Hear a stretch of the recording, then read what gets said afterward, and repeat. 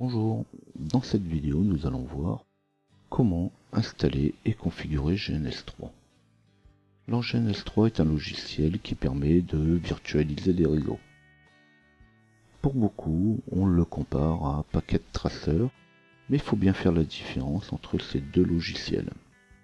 Packet Tracer est un émulateur, ce qui signifie qu'on ne crée pas un vrai réseau. Alors loin de moi d'en dire du mal, mais simplement, il faut savoir qu'on ne parle pas de la même catégorie de logiciels. Packet Tracer est un logiciel qui a été édité par Cisco et qui est principalement fait pour apprendre à utiliser leur matériel. GNS3 ne présente rien de compliqué, ni par sa configuration, ni sur son utilisation. Alors ici, il est bien question de présenter GNS3 et non de présenter comment créer un réseau virtuel. C'est surtout le support que je vais vous montrer ici. Alors bien que ça soit pas très compliqué, il y a déjà pas mal de choses à faire. La création d'un réseau virtuel sera le sujet d'une prochaine vidéo. Après le téléchargement, je vais parler de l'installation du programme, sa configuration, le réglage d'un routeur virtuel, ajouter une machine et juste la base pour vérifier son fonctionnement. Ce qui se fait déjà pas mal de choses à voir. Vous retrouverez le timecode avec les différentes étapes décrites dans la description de cette vidéo.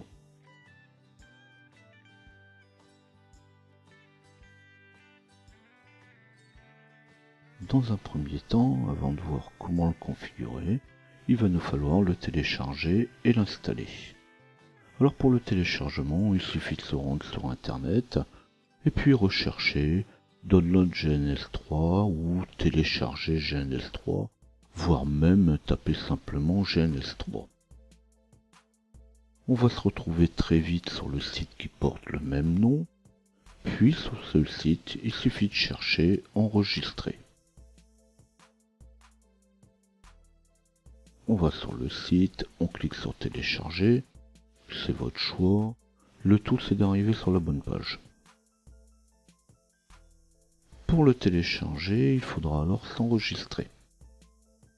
Donc il y a quelques années, en arrière, l'enregistrement de GNS3 vous amenait dans un dédale de mails pendant presque 8 mois.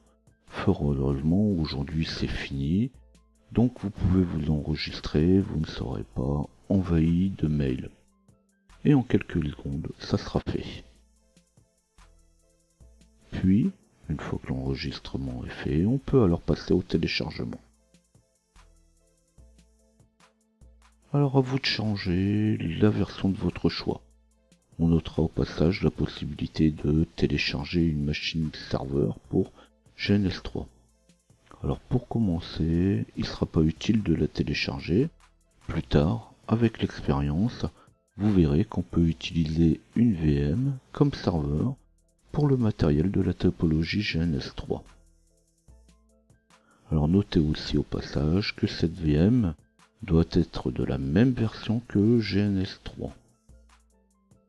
Mais quand vous en serez là, vous aurez déjà pas mal utilisé le programme, donc là, il n'y aura plus de soucis à ce moment-là.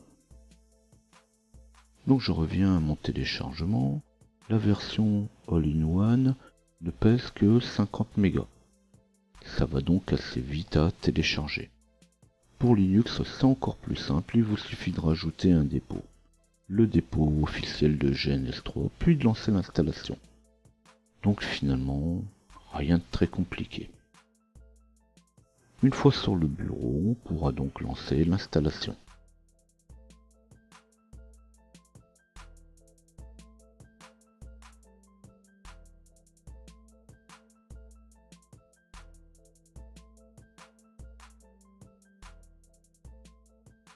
GNS3 est un programme de base qui utilise quelques logiciels en freeware et quelques-uns comme SolarWinds qui sont payants. Donc suivant l'installation que vous ferez du programme, vous pouvez installer tous les programmes ou seulement quelques-uns. À vous de faire le choix. Alors pour commencer, seul GNS3 est nécessaire. Il faut dire aussi que sur les dernières versions de GNS3, Wireshark pose souvent un problème. C'est pour cette raison que je ne vais pas le cocher au moment de l'installation. En fait, le fichier Wireshark a changé de place et l'installeur de GNS3 ne le trouve pas. Mais rien de bien grave, même si Wireshark n'est pas installé sur la machine, ça va pas vous gêner. On va donc se lancer dans l'installation. Alors, c'est tout ce qu'il y a de plus classique. Le framework sera installé au passage. S'il n'est pas présent sur le poste, ça sera aussi la même chose. Pour les bibliothèques, c'est ++, mais comme beaucoup de programmes l'utilisent, on ne sera pas gêné. Pour WinCap, c'est un petit peu différent. C'est le programme qui permet de passer de la machine réelle au système virtuel. Il faut donc le cocher à l'installation. Après, c'est toujours votre choix si vous voulez qu'il soit démarré automatiquement au démarrage de la machine. Mais là aussi, GNS3 n'est pas le seul à l'utiliser, il est parfois déjà installé. Alors comme ici j'utilise une machine toute fraîchement installée, il sera obligé d'installer tous les programmes et le framework. Enfin, SolarWinds, allez savoir pourquoi, même s'il est décoché, proposera quand même d'être installé avec les outils. Alors bon, GNS3 est gratuit, SolarWinds ne l'est pas, on dira que ça fait partie de ce qui aide GNS3 à survivre. Par contre, vu le prix du logiciel, 200 $ environ, comme ce n'est pas pour mettre le système en production, on va s'en passer. Alors si vous faites l'installation en même temps que moi, ne soyez pas surpris de voir des différences dans le temps d'installation. Sur certaines machines, l'installation ne se fera qu'en 3 minutes. Sur d'autres, on en aura pour 10. Et bien sûr, ce n'est pas la puissance de la machine ou la vitesse des disques qui va faire la différence. Ça fait partie des mystères de l'installation. Bien sûr, il y a toujours une raison, le type de processeur, l'installation, l'organisation de votre système, la connexion, Internet ou toute autre raison. Alors on va donc laisser faire l'installation. Pas besoin de logiciel particulier avec GNS3. Pour une installation plus poussée, ça sera le sujet d'une autre vidéo. Et on se retrouve donc après l'installation du programme.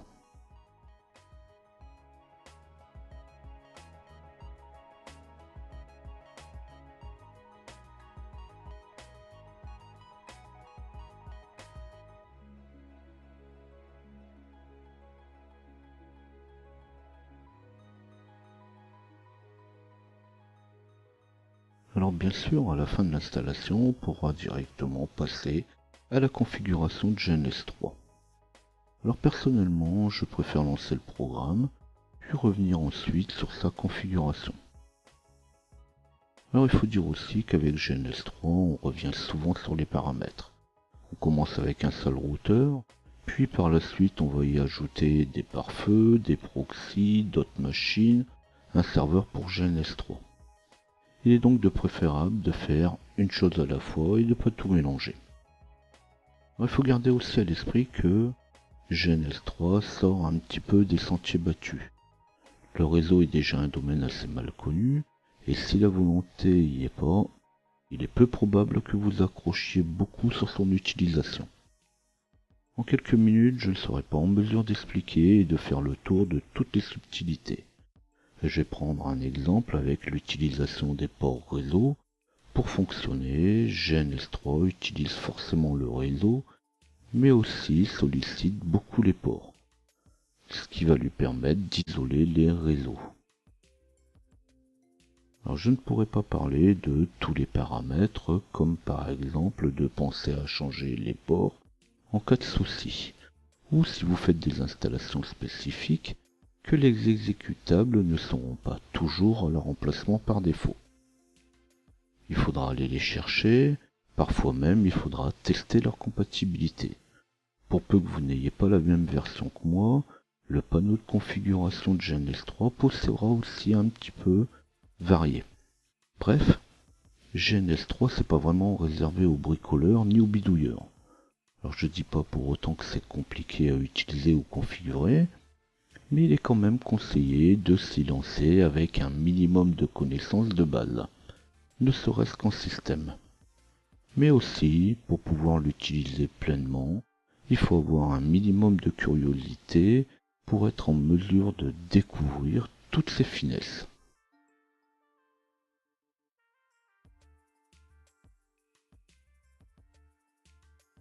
Donc c'est parti pour la configuration du système.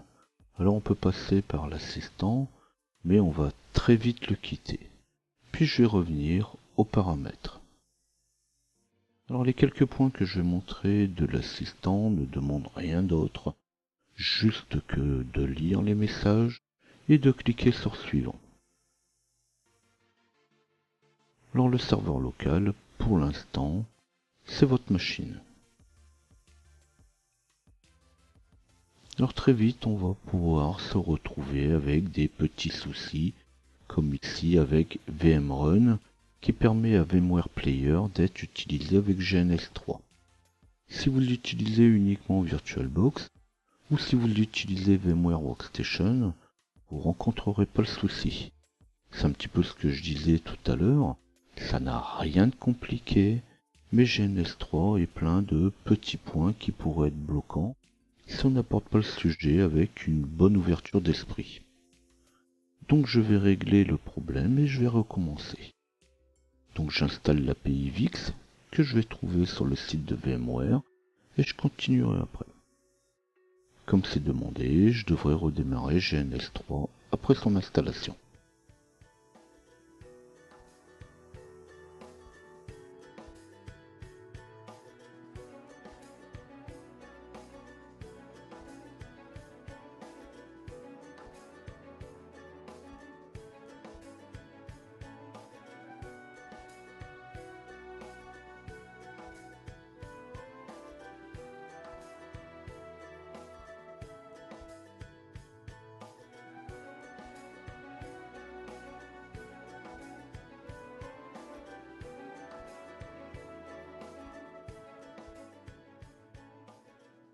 Après redémarrage, suivant que l'on aura coché ou non d'afficher la boîte de dialogue de configuration, soit le programme se lance, ou on recommence avec la fenêtre précédente.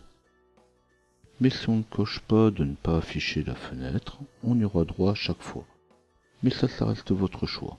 Au besoin, on annule la configuration. Lors du démarrage, et là par contre ça sera à chaque fois, on vous propose de créer un nouveau projet ou d'en ouvrir un. On peut configurer le système, mais pour faire le moindre essai, de toute façon, il faudra créer un nouveau projet. Si le nouveau projet existe déjà, ça sera indiqué, y compris pour le projet qui est proposé par défaut. Alors il faut dire que dans les dernières versions, le projet s'enregistre automatiquement, ce qui est quand même bien pratique, car il faut préciser que générer un réseau virtuel n'est pas une mince affaire, et qu'il est encore assez courant de planter le système. Alors quand je dis planter le système, c'est planter GNS3, ça va pas planter votre machine. Le système ne plante pas au moment où le projet est créé, où il est terminé, c'est quand on ajoute des pôles de travail, mais surtout quand on y manipule à outrance les routeurs ou d'autres matériels. Donc si j'ai couché ne pas afficher la configuration, il n'y a rien à faire. Sinon, je ferme la fenêtre de configuration.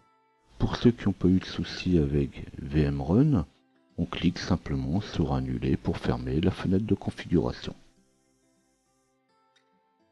Pour l'instant, on n'a pas besoin de projet, alors on peut annuler ou ouvrir un nouveau projet sans titre. Et on y reviendra plus loin.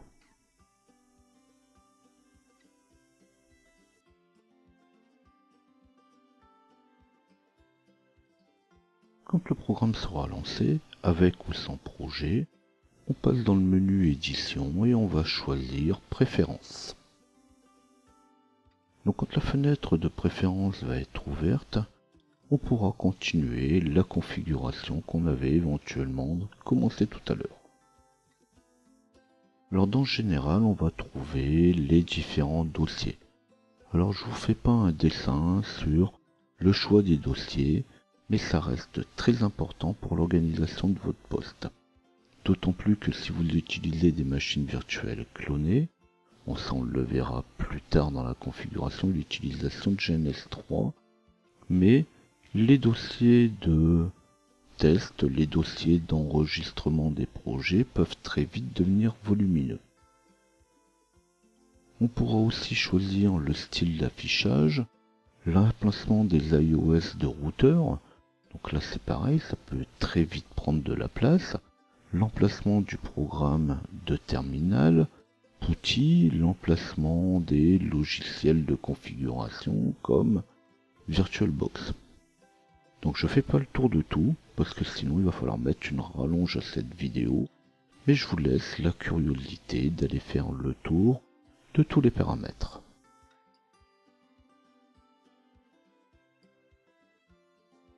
Alors pour le choix de serveur, on n'a pas trop le choix, il faut bien une machine qui va faire tourner les routeurs et faire la liaison avec le réseau réel.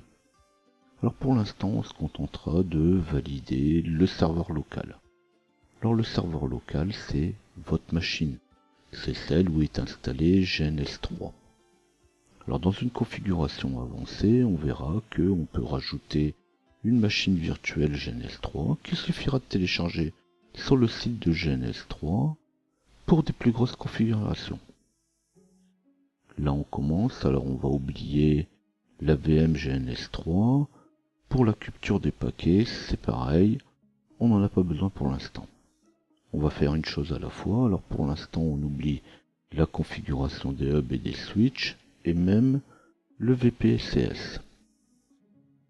Alors les VPCS sont des machines générées et intégrées avec GNS3. Alors par défaut on verra qu'il y en a une, comme il y a un switch et un cloud. Pour débuter ça suffira, et surtout il ne faut pas essayer d'aller trop loin tout de suite.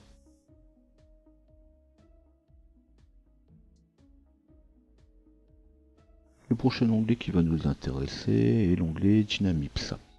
Alors Dynamips, c'est tout simplement l'émulateur pour les processeurs MIPS. Les processeurs MIPS sont ceux qui sont utilisés sur les anciens routeurs Cisco. Dans une configuration plus avancée, vous découvrirez qu'on utilise aujourd'hui des iOS Unix, qu'on téléchargera simplement sous forme de machine virtuelle. Mais c'est toujours pareil, si je passe mon temps à tout expliquer, il va falloir des heures pour arriver simplement à lancer le système. Donc je reviens sur Dynamips. Donc dans Dynamips, on va choisir routeur et ajouter un nouveau routeur. Alors pour ajouter un nouveau routeur, il faudra disposer d'une image. Une image système, donc c'est le système à proprement parler qui fonctionne sur le routeur. Alors bien sûr, il n'est pas autorisé de détenir une image de système, sauf si vous avez le routeur correspondant. Alors je dirais qu'on trouve facilement du matériel d'occasion pour des prix abordables. Une fois que vous avez le matériel, soit on extrait l'iOS, mais il faut le lecteur de carte et utiliser des commandes de clonage. Sinon, il existe quelques sites web sur lesquels on peut télécharger ces images. Alors personnellement, je vais chercher mes images sur le site careercert.info. Donc c'est un site que j'ai trouvé au cours de mes recherches et dans Tools, on trouvera ce qu'on veut. Alors bien sûr, sur ce type de site, certaines images sont fiables, d'autres le sont un peu moins. Alors à vous de faire le bon choix et surtout à vous de faire les essais. Alors la série 3600 et la série 7200 sont de loin les plus fiables. Donc il vaut mieux commencer avec et passer sur des systèmes un petit peu plus exotiques plus tard. Donc comme j'ai triché un peu, j'ai déjà sur mon bureau quelques images. Alors ces images existent sous deux formes, soit au format compressé, soit au format décompressé. Suivant le cas, lorsque vous allez ajouter un nouveau iOS, il se pourra d'obtenir un message demandant de décompresser l'image. Bon là on n'a pas le choix, donc on la décompressera. Puis il est temps d'ajouter un nouveau routeur. On passe donc par routeur, puis on va cliquer sur nouveau.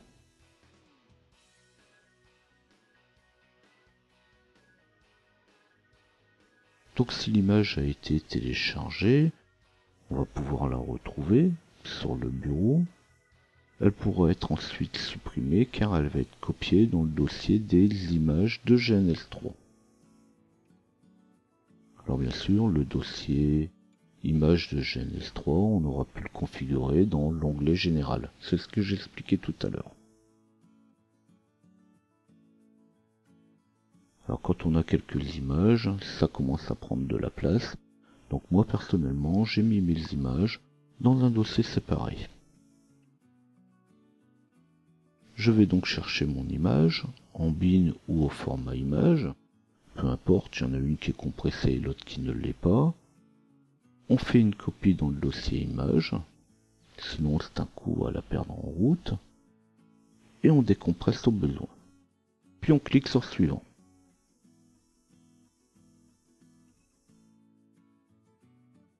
Alors souvent, si l'image est de bonne qualité, le type de matériel sera directement proposé. En fait, l'image est directement reconnue et on obtient le type de châssis. On la laisse par défaut. Si c'est un switch, on pourra éventuellement le préciser au passage. Puis on passe à la suite.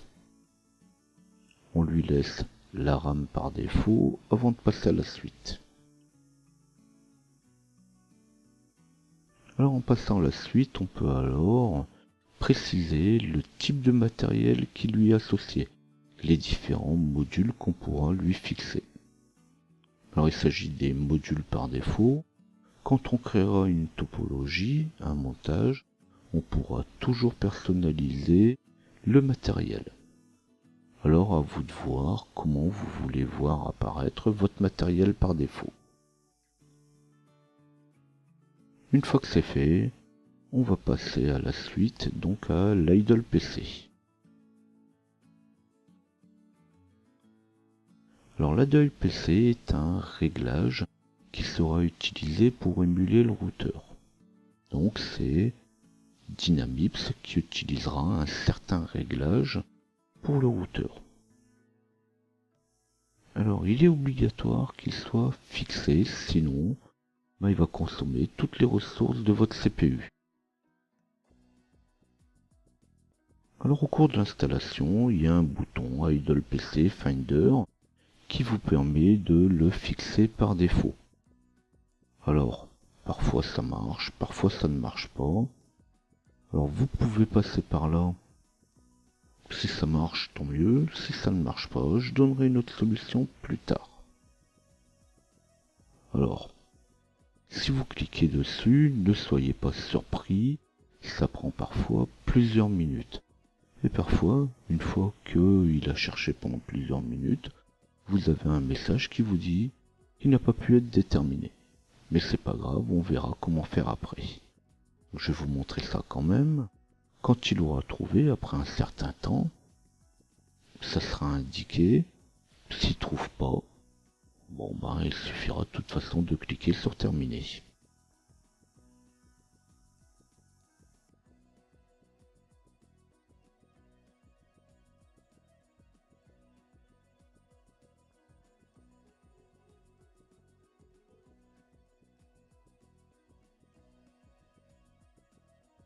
Alors on reviendra sur les routeurs après.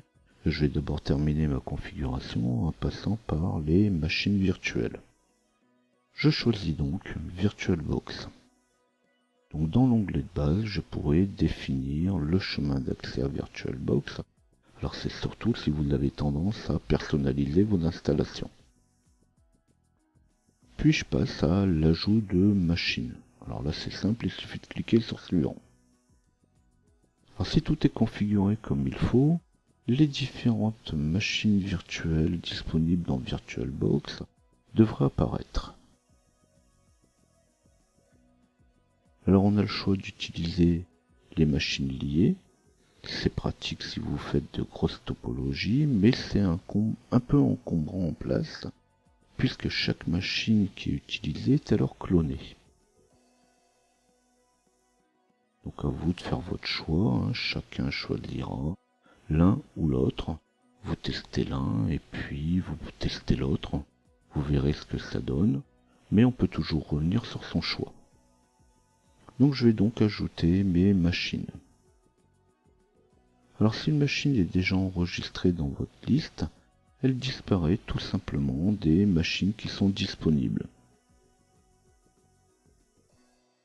Une fois qu'une machine est ajoutée, on peut aussi éditer la configuration. Alors notamment pour la carte réseau qui sera utilisée par GNS3. Alors encore une fois, je vous laisse le soin d'y aller faire un tour, fouiller un peu et faire les essais. Alors ce qui est proposé par GNS3 est très large. En plus, on y mélange les gens, on y mélange les machines virtuelles, les routeurs, les réseaux, la configuration du système. Donc je l'ai déjà précisé juste avant, on peut pas tout expliquer en quelques minutes. Alors, allez-y, un peu de curiosité, on teste. De toute façon, c'est du virtuel, il n'y a aucune crainte à avoir, vous ne casserez rien, au pire, vous désinstallez et vous recommencez. Alors je n'en ai pas parlé, mais si vous n'avez pas de machine virtuelle sous la main, ce n'est pas grave. Il y a une machine VPCS dont je parlais tout à l'heure, pourquoi pas les machines VMware ou encore une machine QEMU. Alors QEMU, j'en ai pas parlé, car les utilisateurs de QEMU sont peu nombreux et souvent sont des personnes un petit peu plus averties. Et justement, je vais passer au VM VMware.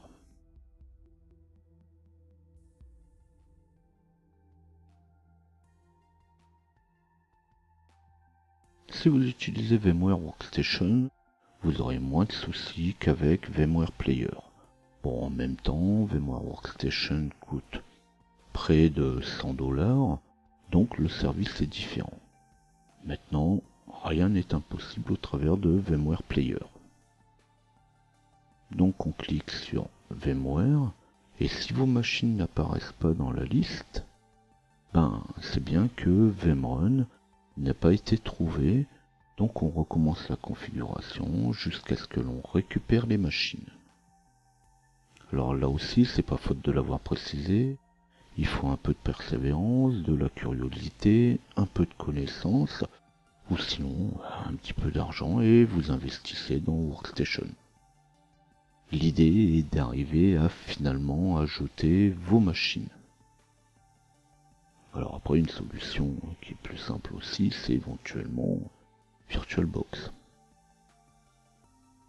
Donc moi de mon côté, je vais aller chercher moi-même un petit peu, puis on se retrouve après avoir rajouté mes machines. Alors quand vos machines seront dans la liste, c'est la même chose que pour VirtualBox. Donc comme ici par exemple, mes machines sont d'un dossier différent de celui par défaut de VMware. Alors, il va falloir que j'y mette un petit peu les mains. Je vais devoir modifier le fichier des préférences de VMware. Il me faut que j'aille dans C, User, mon nom d'utilisateur, dans AppData, Roaming, VMware, et là je vais trouver mon fichier préférence ID. Dedans, je vais être obligé de changer le paramètre prefvmx.defaultvmpath pour lui donner le chemin de mes VM. Alors bien sûr, comme ça c'est un petit peu compliqué, rassurez-vous, je vous ai mis dans le timecode le chemin à rajouter dans Préférences. Alors j'avais prévenu, hein, c'est pas non plus un système qui est fait pour les débutants.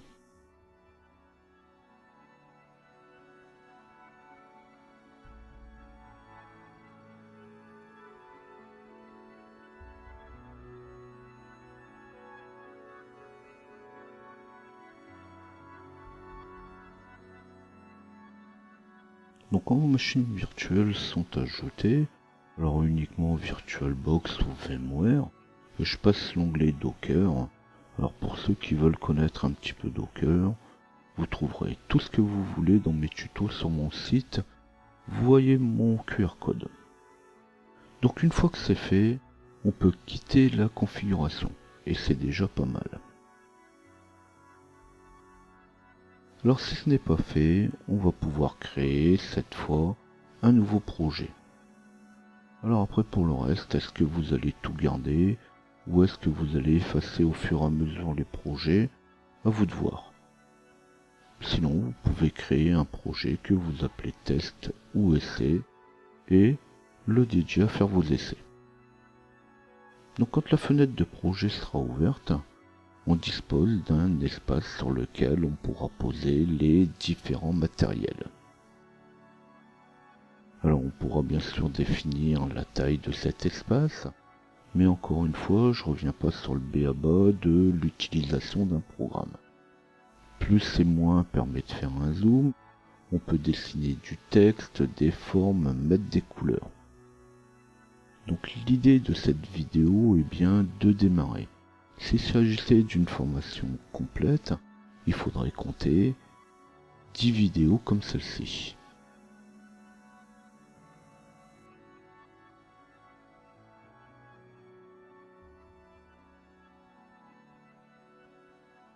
Alors cette petite démonstration de fin montre un peu comment configurer, ajouter, combiner le matériel. Alors il est évident que suivant la puissance de votre machine, la performance des disques, votre impatience, bon, il faudra prendre en compte que faire tourner tout ce beau monde n'est pas une mince affaire pour votre processeur. Alors il faudra quand même un peu de patience et un peu de compréhension entre utilisation de la mémoire et utilisation du processeur.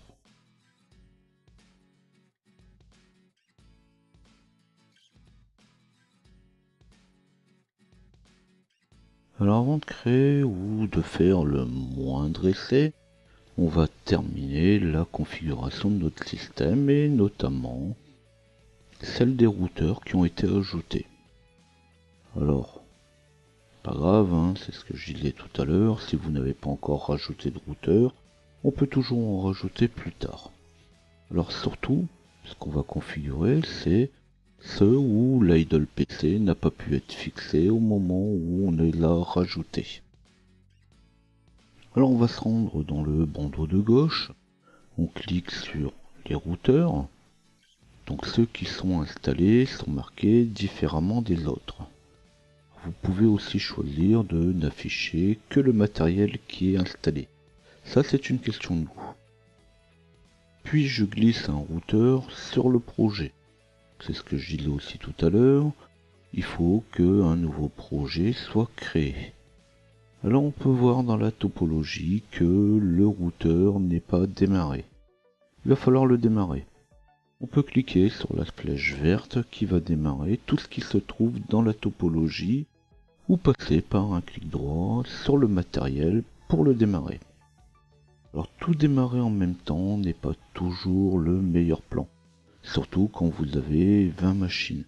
Parce que si vous cliquez sur le bouton démarrer, que vous avez 20 machines virtuelles, les 20 machines vont démarrer en même temps. Alors encore une fois, on peut fixer le délai de démarrage entre chaque matériel, mais en tout état de cause, il démarrera tout ce qui est dans la topologie. Alors comme un vrai routeur, quand il va être démarré, il faudra attendre quelques secondes qu'il soit correctement lancé. Puis, une fois que ça sera fait, on pourra revenir au calcul de son idle PC.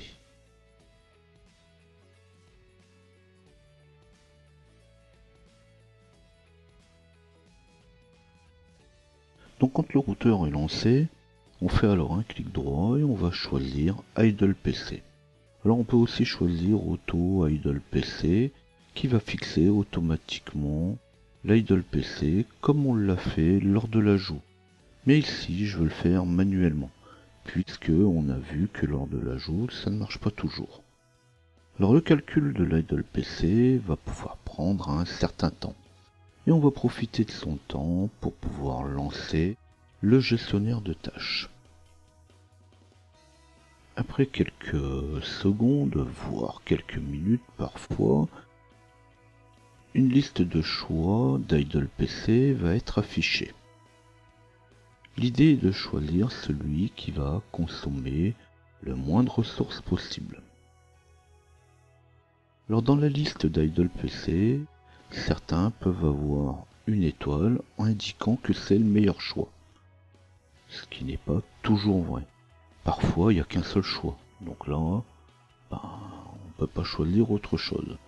Il sera aussi parfois nécessaire de refaire plusieurs fois le calcul avant de trouver le bon. Alors c'est notamment le cas pour les iOS des modèles les plus vieux. Par exemple, pour un C1900, vous pouvez très bien avoir à faire plusieurs fois le calcul d'Idle PC avant de trouver le bon. Quand le choix est bon, il ne restera qu'à le valider. Alors le réglage de l'Idle PC ne se fait qu'une fois. Encore heureux qu'à chaque utilisation on ne soit pas obligé d'y revenir. Donc quand on a plusieurs routeurs dans la liste, eh bien on le fait pour chacun des modèles. Alors pour vous rassurer, une fois que c'est fait, c'est terminé, on va pouvoir enfin commencer à utiliser GNS3. Alors surtout il faut savoir que la configuration de GNS3 est probablement le plus difficile à faire. Donc c'est vrai, ça peut prendre un petit peu de temps, ça peut prendre beaucoup de patience, mais une fois que ça sera fait, vous êtes tranquille, vous n'êtes pas obligé de revenir dessus.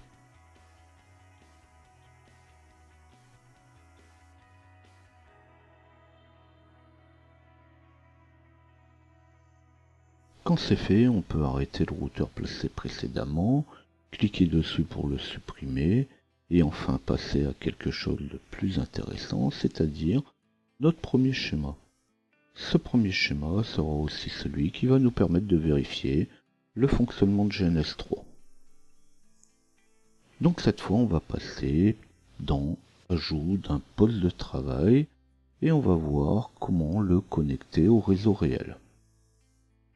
On va donc se rendre dans la liste des postes. On sélectionne éventuellement le matériel disponible et on place un cloud et une machine virtuelle. Alors on commence par une machine VPCS. Alors c'est beaucoup mieux, on va pas commencer par ajouter une machine VirtualBox ou VMware qui risque de nous poser des soucis. Donc toujours pareil, on reste sur la même idée, une chose à la fois.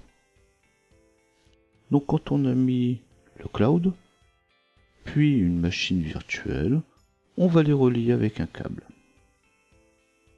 D'un côté sur le port connecté à l'internet, et l'autre sur la carte réseau de la machine virtuelle. Alors pour ça c'est facile, on clique sur câble, on clique sur la machine ou le cloud, on sélectionne la carte réseau, on sélectionne de l'autre côté la carte qui est connectée à l'internet, et terminé.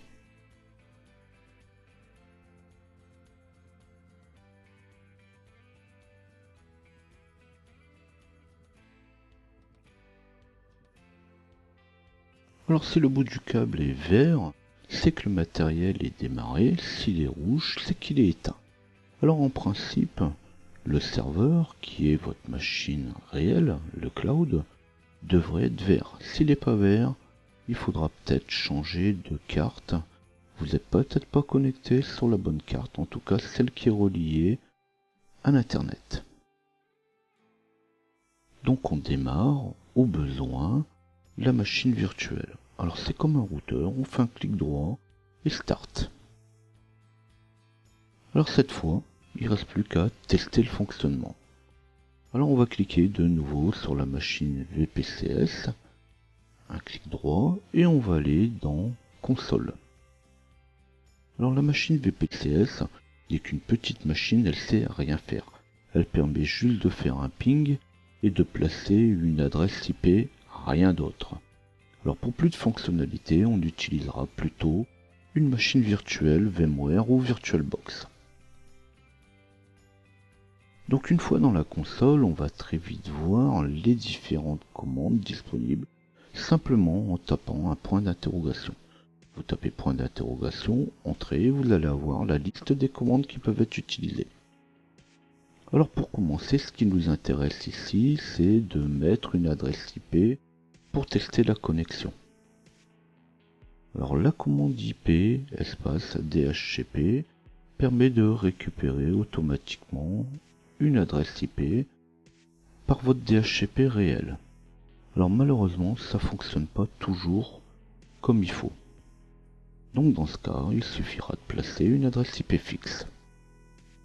Alors bien sûr, ça suppose qu'à ce stade, vous savez déjà qu'est-ce que c'est qu'une adresse IP, un masque de réseau, une passerelle. Alors je sais, je viens d'en dégoûter une bonne partie qui croyait que faire du réseau, il suffisait d'ajouter le matériel pour pouvoir en faire. Eh bien non, j'avais prévenu au début, il y a besoin d'avoir quelques petites connaissances avant de pouvoir s'atteler à ce type de programme. Donc, l'adresse IP fixe, le DNS, le DHCP, la passerelle, je rentre un peu plus là-dedans dans mes différents tutos. Là, l'idée était de parler de GNS3. Donc je teste la mise en place avec le DHCP. Si ça fonctionne pas, si aucune adresse IP n'est récupérée automatiquement, je vais passer une IP fixe et je termine avec un ping. Alors pourquoi pas, une fois que le ping de la passerelle fonctionne, je peux y rajouter les DNS pour aller plus loin et pinguer l'internet.